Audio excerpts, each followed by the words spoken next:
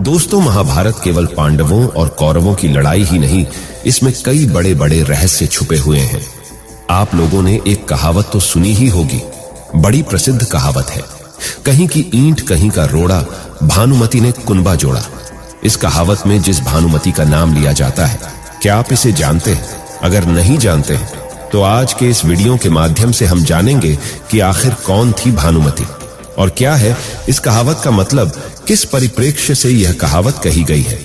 दोस्तों, इस कहावत में जिस भानुमति का जिक्र किया गया है वह कोई और नहीं, वह महाभारत के खलनायक दुर्योधन की पत्नी है।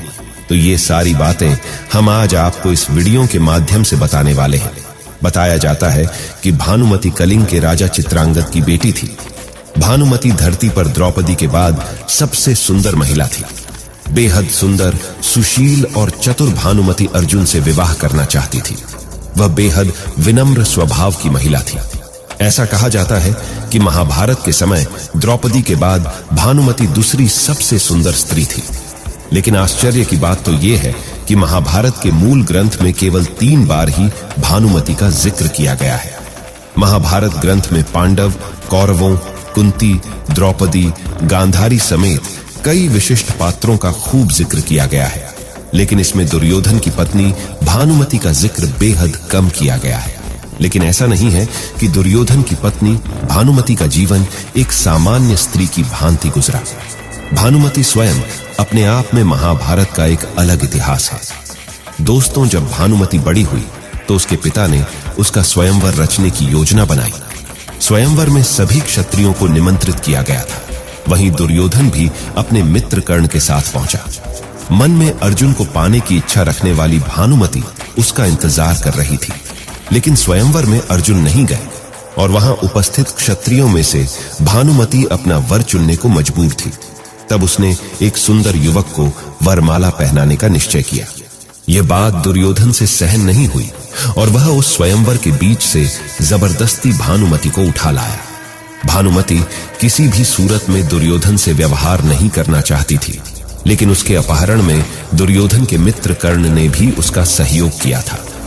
इधर राजा चित्रांगद भी अपनी बेइज्जती के कारण दुर्योधन से बेहद नाराज थे, लेकिन विवश भानुमति दुर्योधन को अपना पति स्वीकारने के अलावा कुछ और नहीं कर सकती थी। समयाकाल में दुर्योधन और भानुमति के 2 जुड़वा बच्चे हुए, जिनमें एक पुत्र था और एक पुत्री। भानुमति के पुत्र का नाम लक्ष्मण था, जबकि पुत्री का नाम लक्ष्मणा। अपनी माता की भांति लक्ष्मणा भी बेहद सुंदर और चतुर बालिका थी। वह बचपन से ही एक वीरांगना की भांति अपना जीवन जीती आई थी। जब वह बड़ी हुई तो एक मित्र के लिहाज से दुर्योधन ने लक्ष्मणा का विवाह कर्ण के पुत्र वृषसेन से करने की योजना बनाई। लक्ष्मणा भी उससे विवाह करना चाहती थी, लेकिन कुरु वंश की गरिमा बनाए रखने के लिए दुर्योधन ने अपनी पुत्री के लिए एक कदम स्वयंवर का आयोजन किया, जिसमें पहले से ही यह तय कर दिया गया था कि लक्ष्मणा किसे वरमाला पहनाएगी।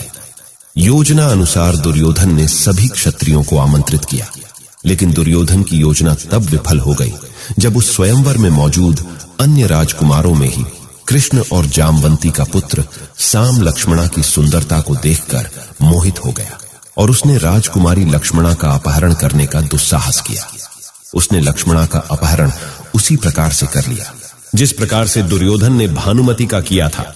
वैसे साम को रोकने के लिए कर्ण का पुत्र आगे आया, लेकिन साम ने उसे बड़े आसानी से हरा दिया और राजकुमारी लक्ष्मणा को स्वयंवर से लेकर भागने में तो कामयाब रहा, लेकिन फिर कुरुवंश की इज्जत बचाने के लिए भीष्म पितामह और गुरु द्रोणाचार्य ने साम की सेना का जोरदार पीछा किया और उसे चारों तरफ से कुरु की सेना ने घेर लिया और उससे लड़कर भीष्म पितामह और गुरु द्रोणाचार्य ने उसे हरा दिया।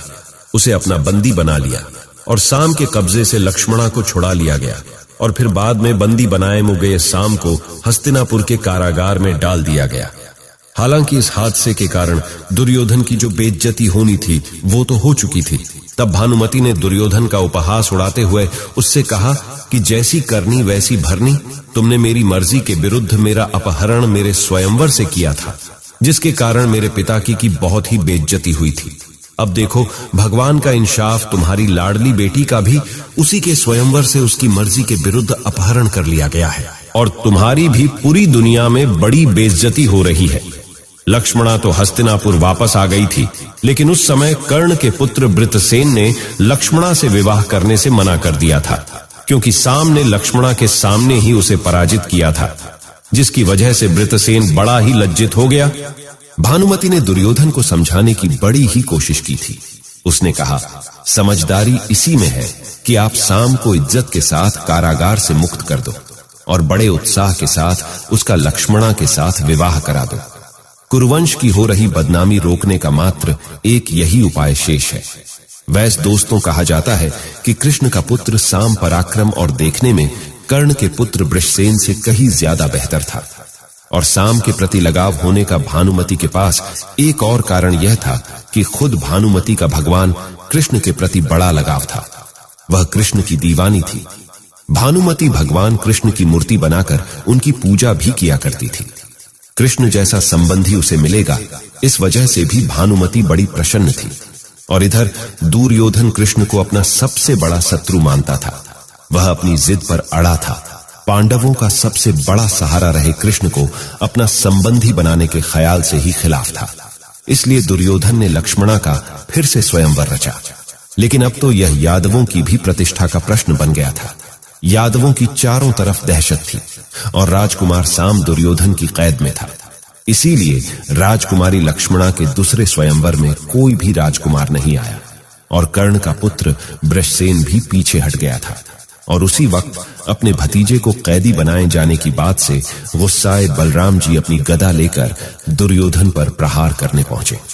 साम के चाचा बलराम दुर्योधन के गुरु भी हैं। जब वे महल में जाने लगे तो उन्हें रोकने की किसी भी द्वारपाल की हिम्मत तक नहीं हुई। जब गदा से बलराम ने दुर्योधन के महल की तोड़फोड़ शुरू कर दी, तब दुर्योधन की अक्ल ठिकाने आ गया और वह भागकर अपनी पत्नी भानुमति के पास गया और कहा कि अब तुम ही मध्यक्षता करो और इस रिश्ते को अंजाम दो। भानुमति ने आगे बढ़कर बड़ी खुशी से बीच बचाव किया और साम को बड़े सम्मान पूर्वक कारागार से मुक्त करके बड़े धूमधाम के साथ साम की शादी लक्ष्मणा से की गई। महाभारत के विकराल युद्ध में भानुमति का पुत्र लक्ष्मण अर्जुन पुत्र अभिमन्यु से युद्ध करते हुए वीर गति को प्राप्त हो गया था। अंत में भानुमति का पति दुर्योधन भीम के हाथों मारा गया था। जब युद्ध समाप्त हो गया और जनजीवन सामान्य रुख अपनाने लगा, तब भानुमति ने कुछ ऐसा किया कि वह ऐतिहासिक हो गया। दरअसल युद्ध समाप्ति के कुछ समय पश्चात भानुमति ने अर्जुन से पुनर्विवाह करने की इच्छा जाहिर की।